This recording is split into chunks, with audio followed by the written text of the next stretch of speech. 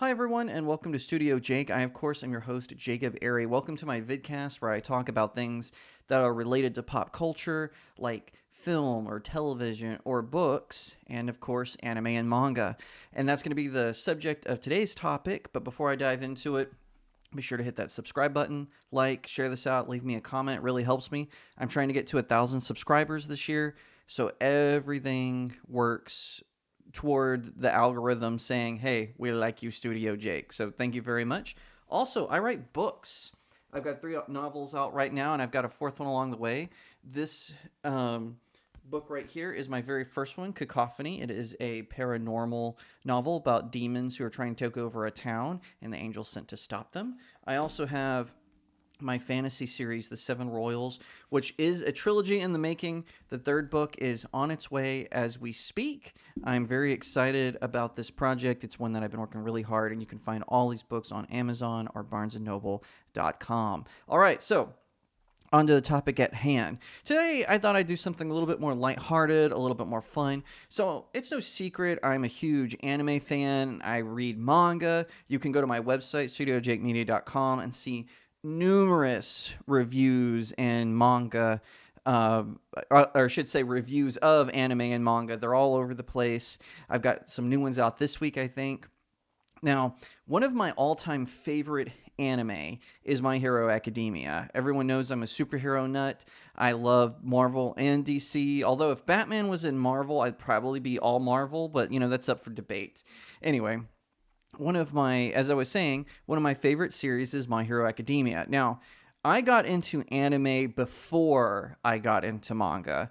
That is just because of a lack of access that us kids of the 90s had and early 2000s. We didn't have a lot of access to manga like a lot of fans do today. So we really had to rely primarily on anime for us to get some of those epic stories. And it was the same with My Hero Academia.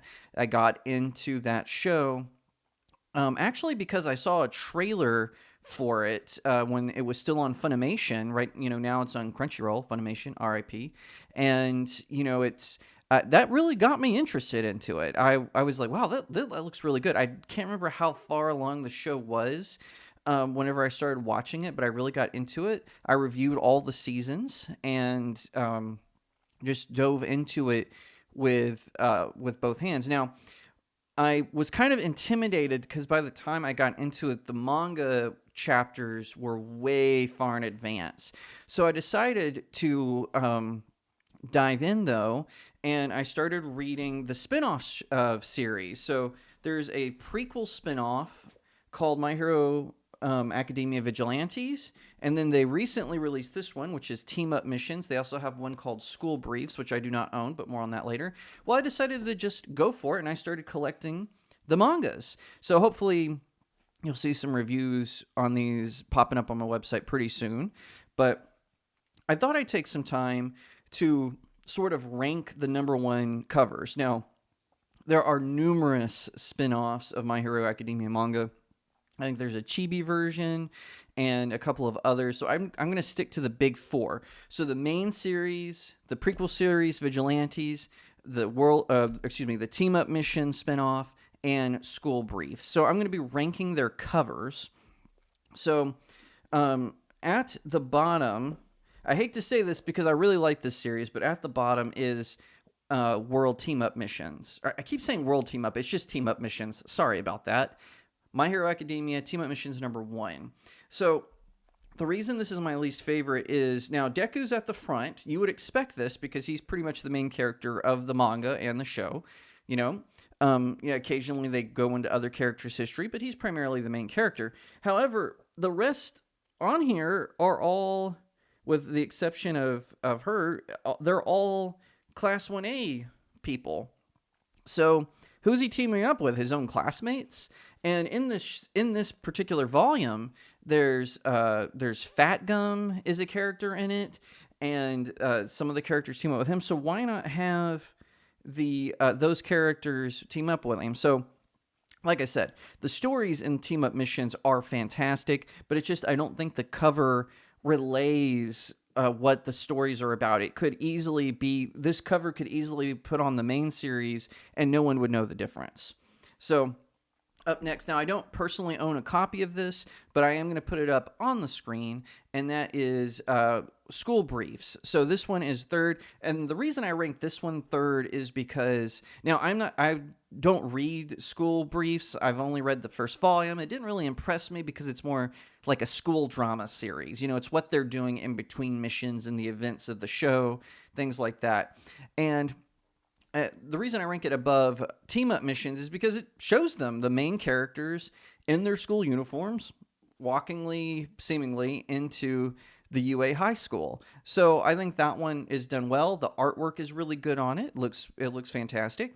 No questions there. So number 2, I'm going with My Hero Academia Vigilantes. So with this cover, what's interesting about this is I actually think in Japan this is called My Hero Academia Illegals, because in the world of My Hero Academia, to become a superhero, you're basically a licensed hero for whatever country you're working in. You are a policeman, basically, but you're just a superhero, and many of them have agencies that have contracts with certain cities.